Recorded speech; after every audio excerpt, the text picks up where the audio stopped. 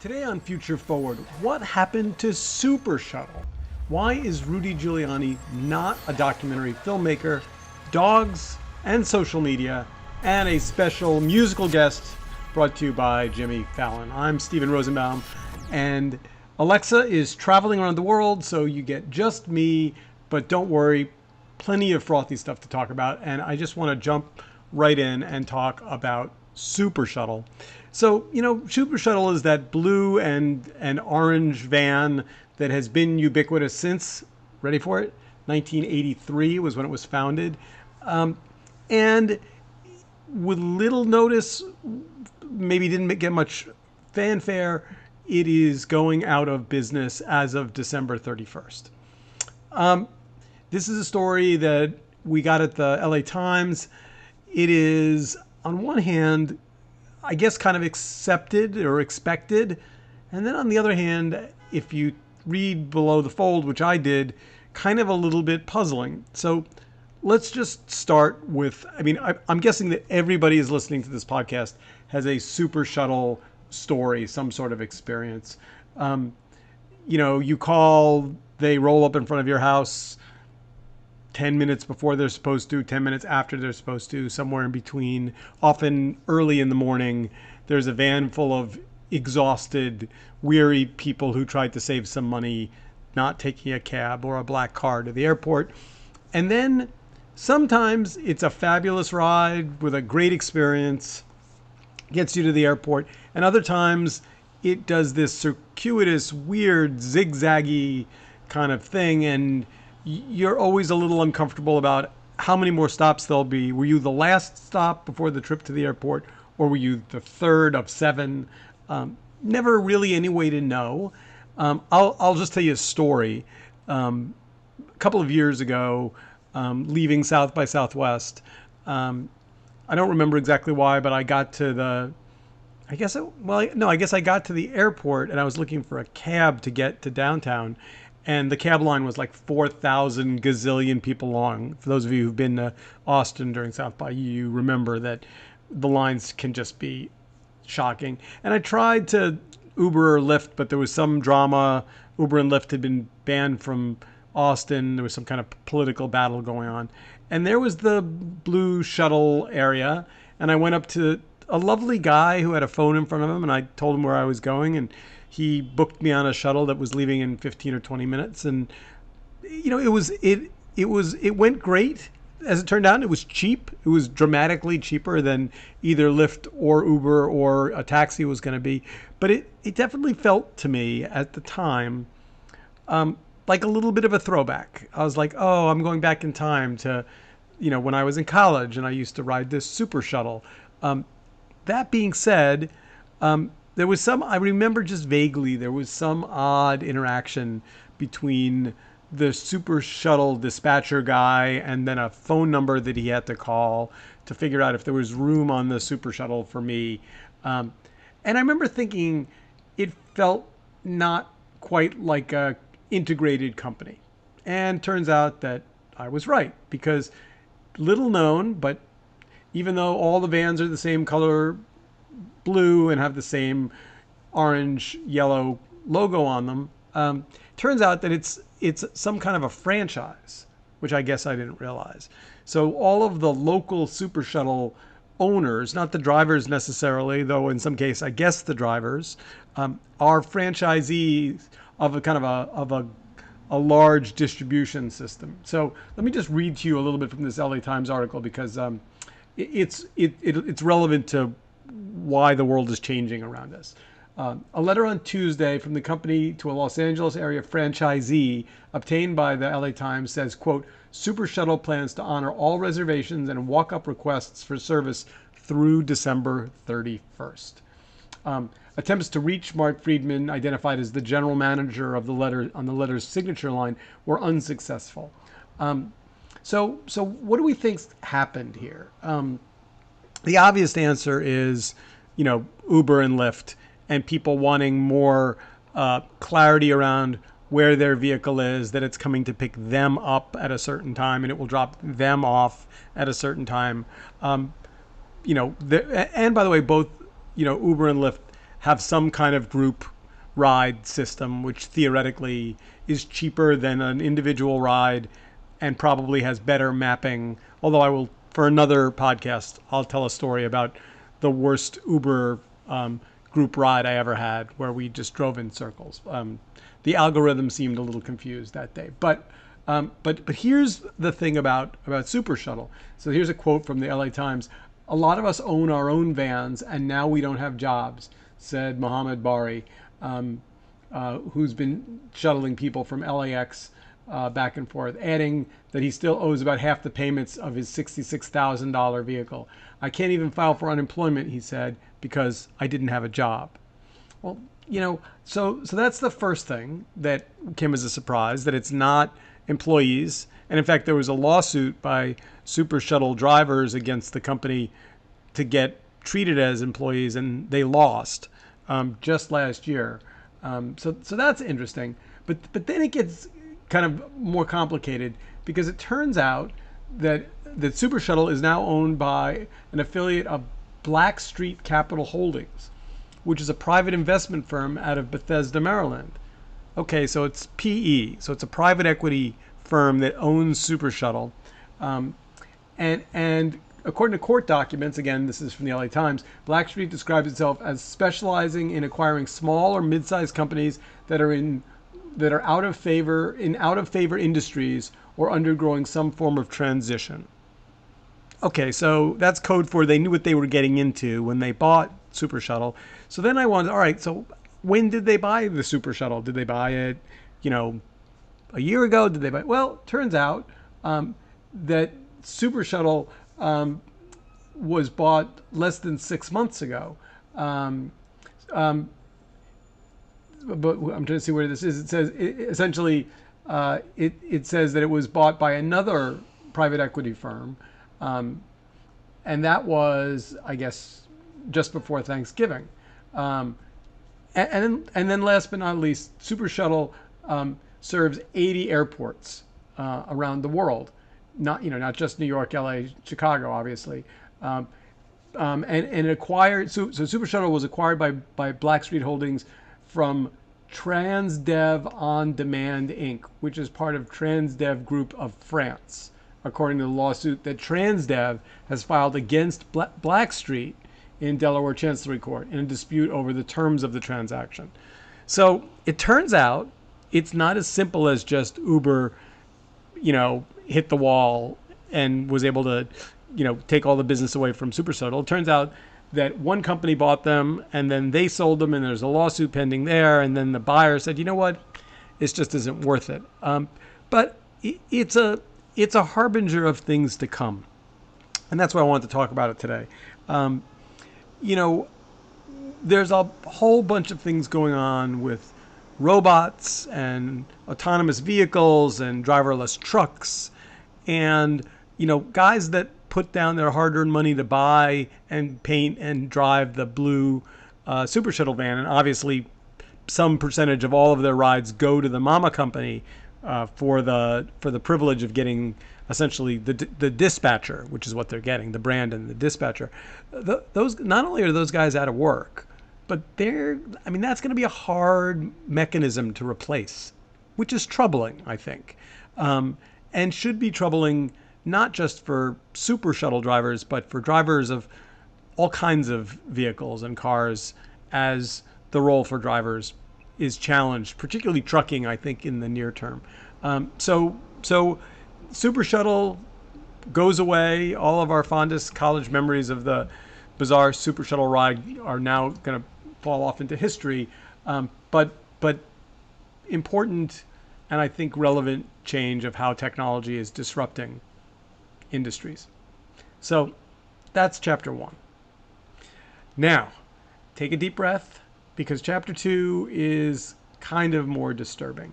Some of you may know that I am and have been for most of my career a documentary filmmaker, and I've worked with really some of the most extraordinary people in the industry over the years.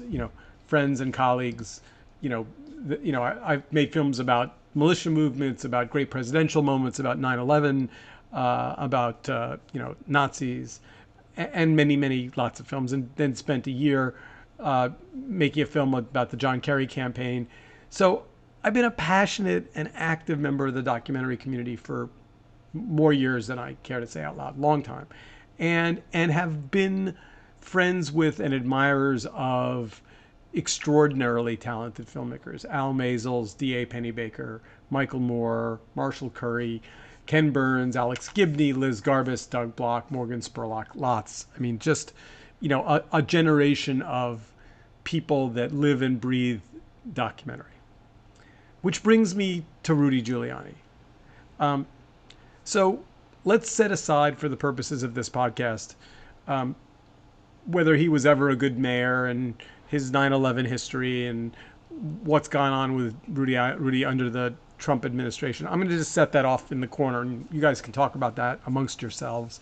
What I do want to talk about is this thing that's eating at me, which is Rudy coming out kind of cavalierly and saying, I'm going to go to the Ukraine and make a documentary film, which there's really no simple way to put it. It just made me really mad. It made me really angry. And it made me think a lot about that word documentary and how precious it is, and why Rudy would use the idea of a documentary film as essentially cover, to use the word that is so popular among certain circles in Washington these days, a sham, which is truly what it is, to go to the Ukraine, when in fact, what we know is that Rudy Giuliani, the private attorney of the President of the United States, who, depending on who you believe, is operating a shadow foreign policy around Ukraine, went looking for evidence to defend his client by suggesting that the interactions with the Ukraine in search of fraud or corruption were not, in fact, Donald Trump trying to put the screws to, any one of I'm not even going to say the names of the various politicians that he's attacking, because I don't want to amplify that story. But the fact that Rudy calls himself a documentary filmmaker has literally had my stomach turning for a couple of days. And so I decided that I would need to go and find out what is this quote unquote documentary film he's making, who's paying for it, does he have researchers, does he have a director, does he have a film crew, or is it really just him with a, VHS camcorder pretending to make a documentary? Well, as with all things, it turns out to be more complicated than you might imagine. He is, in fact, traveling with an on-camera talent of sorts. He's traveling with a crew from the conservative news channel One America News, OAN. And he is investigating for a series that's already had 2 episodes produced. And this is episode number 3, which is titled, and I'm going to quote here, Ukrainian Witness Destroy Shifts Case Exclusive with Rudy Giuliani. So they get a B in writing a sentence in English. But so OAN is a hard right conservative news channel that is, best way I can say it is a competitor to Fox News. It sees itself even more conservative and even more right of center than Fox, and they have a kind of a battle with Fox, which I find interesting. But this OAN series that Rudy is working for also include interviews with several Trump supporters plus former Ukrainian officials. I'm not going to try and pronounce their names because I would mess them up. But here's the quote. Part 3 of this OAN News Investigates series is currently in the works, with OAN investigative staff outside of the United States conducting key interviews at undisclosed safe houses, the OAN statement said. Quote, additional information on Part 3 will be provided upon the return of OAN staff to U.S. soil. And OAN's newly named White House correspondent, Chanel Rio, is the on-camera talent, and I'll put in the show notes. There's actually a link to her returning from the Ukraine and talking about her experience with Rudy and them kind of getting hustled out of Ukraine rather unceremoniously. Their planes surrounded at the airport. A little bit of drama, but that's, I think, not the point. OAN is the brainchild and run by a guy named Robert Herring, Sr., who is now 78. Is that right? I wrote it down, 75. And late in life, after selling his semiconductor company on the West Coast, became this newly reborn right-wing media mogul of sorts. Strangely enough, a passionate Trump supporter after traveling to Europe, meeting a Russian woman, and marrying her as his third wife. So there's some unusual Russian influence, and he's actually a pro-Russian, pro-Trump, pro-Russian advocate. But set that aside. Let's get back to Rudy, because that's really what I wanted to talk about today. Documentary filmmakers come in different flavors. No one would confuse a Ken Burns documentary with a Michael Moore documentary. Some of them are highly researched and very studious and rather academic, and others are very personal and very passionate and driven by advocacy and a strong character on screen. And there is no one appropriate checkbox framework for what makes a documentary filmmaker or a good documentary. That being said, generally speaking, well, no, I'm going to be even a little bit more strong than that. Without question, there is no such thing as a documentary filmmaker who goes out in the guise of a lawyer looking to interview people as a journalist and then take that evidence back to some kind of a legal matter, or like using the idea of a documentary cover as opposed to being on. All Rudy had to say to get off my shit list is, I'm going to the Ukraine, I'm a lawyer, my client is being accused of something that I think is inaccurate, and I'm going to go looking for evidence. You know what? I don't agree with him politically, but go with God, off you go to the Ukraine and search. But to take this Chanel woman and this OAN film crew and then go looking essentially to make visual evidence, not for a law, not for Congress, not for the Senate, not to put in front of the Supreme Court, but essentially to make these little, what will inevitably be a hard right, Trump leaning documentary that will, quote, prove his case, to me is so damages the tradition of documentary film and the work that we all do in the documentary community, that I think it's worth us, kind of raising our hand and saying, opinion is opinion, news is news. Documentary is neither of those things. And Rudy, you should just keep your hands the hell off of our craft unless you're going to actually learn how to practice it. All right, that's enough venting of one's spleen. See, when Alexa's on the show, you get a little bit more of her and less of me, and she doesn't do politics as much as I do. So with that, let us shift rather dramatically to a palate cleanser. We have a special musical guest at the end of the show. We're not there yet, but we'll get there in a moment. Before we get there, I wanted to just spend a few minutes talking about dogs. Okay, that's a little weird. That was a harder shift than I thought it was going to be. But from Rudy to dogs, there is this phenomenon of social media, increasingly the playground of rather prolifically paw-centric creatures. And if you have not looked at, for example, the Doggist on Instagram, there's your homework for the end of this episode. The Doggist on Instagram is quite charming and quite lovely. And I have a theory. There's an article that I'm going to reference in the show notes from the South China Morning Post about the increasing number of pets who are now creating Instagram accounts. Oh, and by the way, so I'm not being misleading in any way, they don't actually really create Instagram accounts. It's their owners pretending it's them. But Some of them are quite charming and lovely, and have the potential to be rather engaging.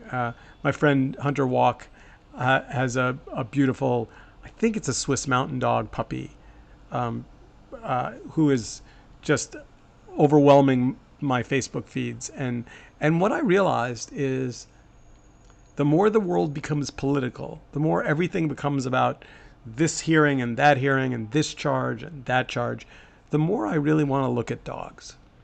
And I don't understand. I mean, I have a dog who I love dearly, and I can pet her, and she will come and sit on my feet while I work when I'm working from home. So I don't know why. Am I being disloyal if I'm petting her and looking at dog pictures on Facebook or Instagram? But these are actually, a real thing. And if you look at, for example, the link that I'm going to share, so here's an example. Andrea Wheeler, 20, a student at Newman University in Wichita, Kansas, in the U.S., created Facebook and Twitter accounts for her dogs. Stymie, a Beagle Basset Corgi mix, when she was in high school. Originally, Wheeler tried out a Facebook app called Dogbook that allowed owners to link their dogs' pages to their owners. However, it lacked the full functionality of a regular Facebook page, and Wheeler said it wasn't as fun. So here's the quote. So I went in and made Stymie his own Facebook account. Then when Twitter started becoming popular, I made myself an account, and after a while figured that Stymie needed one as well. Wheeler says she realized the ridiculousness of the whole concept, but has too much fun to care. I just think it's hilarious, she says. He's a dog. He doesn't have thumbs or even the need for a social media account, but he has two. So what I love about that quote and why I circled it to want to share it with you is because I think she understands that really it's not that he doesn't have something to say or a strong voice or a charming face. It's the missing thumbs that makes him not capable of being a blogger. So one opposable thumb from now, we could have a whole new world of social media eligible dogs and cats living together. Mass hysteria. So let me ask this question of you, loyal, future forward listeners. Where do you think we're going to go in social media in terms of... I'm not going to get into cats for this episode because it's a dogs and cats thing is complicated. I'm going to stick with dogs. Do you have a dog that currently has a social media account? Do you feature your dog on your personal social media account? Do you find that when you feature your dog on your social media account, you get far more likes and shares and comments than, for example, when you talk about politics? And where is it all going? Will there be more dogs on social media or less dogs on social media? I'm gonna gamble more. I'm gonna say, see, this would be a great Facebook question. Do they know internally? Do they have a statistic of what percentage of their total usership is publishing dog pictures? I know they do. It would be. I don't want to take a guess. I'm going to guess 8% of all Facebook accounts are populated by or published by dogs. That would be my guess. I mean, maybe not. Maybe that's too many. But here, the link, the South China Morning Post link that I'm sharing, does have some fabulous dog pictures in it, and I should probably also put a link to the Doggist, which I will. Okay, so that brings me to our last feature of today's program. So a friend of mine who I will not name because she may not want this particularly private piece of information outed on a podcast. I was with her at a Christmas party the other day, and we were talking about family and what people were doing in this, and she said, well, her daughter had just gotten an internship or a job. Maybe it was a job. I'm going to say it was a job. Doing social media for David Byrne and his Broadway show. And I thought that was truly, truly fabulous. As things you could be doing, I think David Byrne's American Utopia, working in the social media space, has got to be one of the best jobs in the world. So with that, I was following, I guess, on Twitter the other day and saw that Jimmy Fallon had David Byrne on the show, And I thought, as we are increasingly approaching the holiday season, and I wanted to end with a musical guest, what a great opportunity to share with you a clip from David Byrne's American Utopia. So, take it away. Byrne and the cast of David Byrne's American Utopia!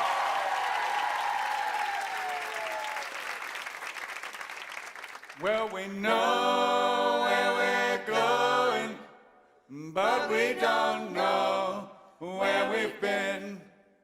And we know what we're knowing, but we can't say what we've seen. And we're not little children, and we know what we want, and the future is certain. Give us time to work it out.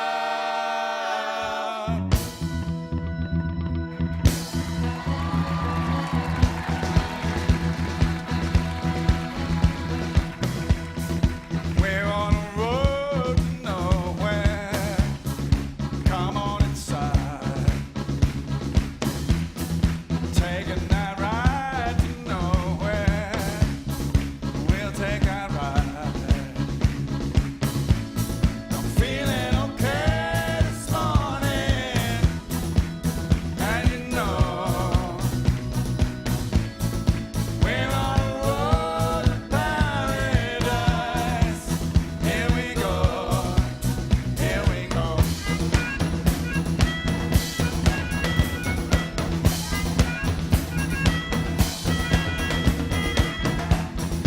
We're on a road to nowhere. Come on inside. Taking that ride to nowhere. We'll take that ride. Maybe you wonder where you are. I don't care. Give us what time is on our side. Take you there, take you there.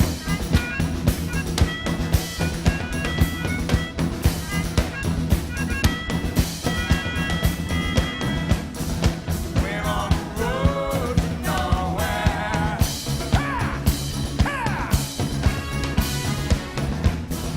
We're on the road to nowhere.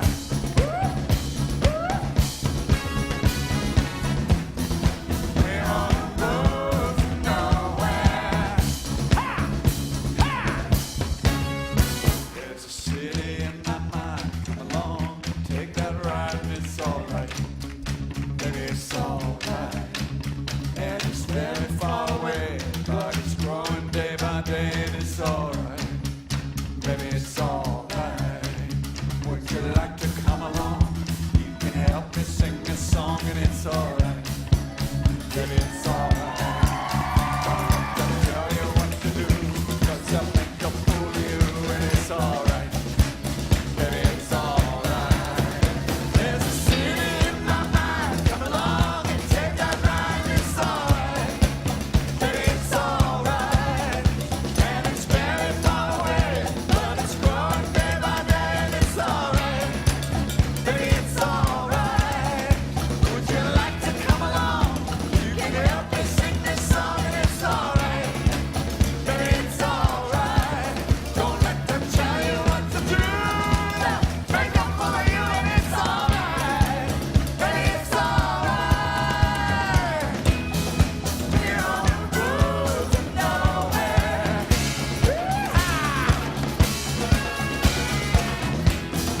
We're on the road to nowhere. You better believe it, baby. We're on the road to nowhere. Head 'em up now. Move 'em out. We're on a road to nowhere. Oh! Oh my goodness! David Byrne! Thank you! Catch! David Byrne's American Utopia at the Hudson Theater through February 16th. That was awesome. Alrighty. Well, see, now that was great, right? I mean, think of the journey we just took together. We started with Super Shuttle, then we kind of chewed on Rudy Giuliani for a bit, then we did a little journey into dogs and social media, and then we ended with David Byrne. And we are out of time. Hope you enjoyed the show. Alexa will be back with us next week, and we will have more terrifically wonderful news about the future of technology. So, till then, happy holidays. Have a good week.